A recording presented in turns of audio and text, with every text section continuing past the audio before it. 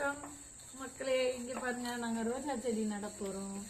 இப்போ பார்த்தீங்கன்னா இது வந்து எருவு, இது செம்மண், மணல் ஆல்ரெடி கலந்துட்டோம். ஒரு செடிக்கு உண்டான மண்ணை கலந்துருக்குறோம். எல்லாம் ஃபுல்லாக ஃபினிஷ் பண்ணிவிட்டு அப்புறம் மொத்தமாக காட்டுறோம் உங்களுக்கு. பாய்.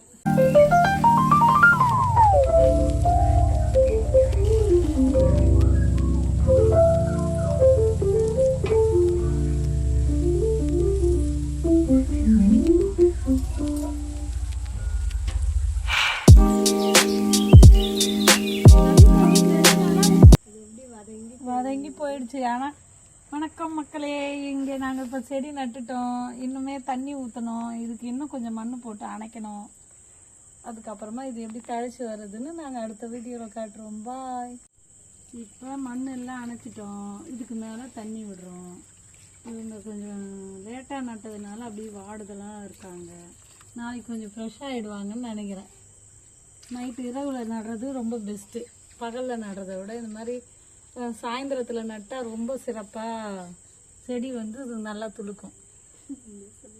ஆமாம், அவ்வளோதான். இதான் செடி நடுறது. இதே மாதிரி நீங்கள் நட்டிங்கன்னா உங்களுடைய செடியும் நல்லா க்ரோத் ஆகும். இது க்ரோத் ஆன பிறகு ஒரு வீடியோ போடும். தேங்க்யூ. ரெண்டாவது செடியும் நட்டிருக்கோம். அதே தான் ப்ரொசீஜர். 3 பங்கு மண், 1 பங்கு உரம், 1 பங்கு மணல். இது மூணுத்தையும் ஒன்றா மிக்ஸ் பண்ணி செடியை மேல் பக்கமாக வைக்கணும். ஒரு நடுத்தரமான பக்கமாக வச்சு மேலே இன்னும் கொஞ்சம் மண் கொட்டணும். நாங்கள் இப்போதைக்கு மணல் இல்லாதனால கொஞ்சமாக வச்சுருக்கோம். நாளைக்கு மறுபடியும் கொட்டிடுவோம். ஃபுல்லாக இந்த ஒரு 3/4 சைஸுக்கு வந்தால் போதும். இது கொட்டி நீங்கள் நட்டிங்கன்னா நல்லா சூப்பராக இருக்கும். செடி க்ரோத்தாக வளரும். செமையாக இருக்கும். நீங்கள் பார்ப்பீங்க. தேங்க்யூ. இதுக்கு வந்து நீங்கள் வந்து தண்ணி, அரிசி கழுவின தண்ணியை 2 நாளைக்கு புளிக்க வச்சு நல்லா டைட்டாக மூடி 1 லிட்டர் தண்ணிக்கு 10 லிட்டர் தண்ணி நீங்கள் 2 நாள் சென்று கலந்து இதுக்கு ஃபெர்டிலைசராக விடலாம். அப்புறம் வந்து டீ திப்பி இருக்கு இல்லைங்களா, அதை நல்லா அலசி அதை காய வச்சு அது கூட முட்டைத்தோல், அப்புறமா வந்து இது ரெண்டுமே மாத்திரமே நீங்கள் முட்டைத்தோலை மிக்சியில் அடித்து இந்த டீ தூளோடு மிக்ஸ் பண்ணி ஒரு 2 ஸ்பூன் வாரத்துக்கு ஒரு முறை அது சைடில் தூவி விட்டிங்கன்னா நல்லா க்ரோத் ஆகும் செடிங்க. இந்த மாதிரி நம்ம வீட்டில் இருக்கிற இதுவே காய்கறி கழிவுகளை சேமித்து அதை நல்லா மக்க வச்சு அதை கூட நீங்கள் உரமாக கொடுக்கலாம். வேறு எதுவுமே இதுக்கு தேவையில்லை.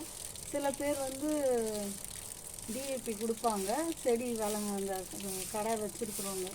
ஆனால் அதெல்லாம் நமக்கு சேஃப்டி கிடையாது. இந்த மாதிரி இயற்கையான உரங்கள் கொடுத்தோம்னா நல்லா வளரும்.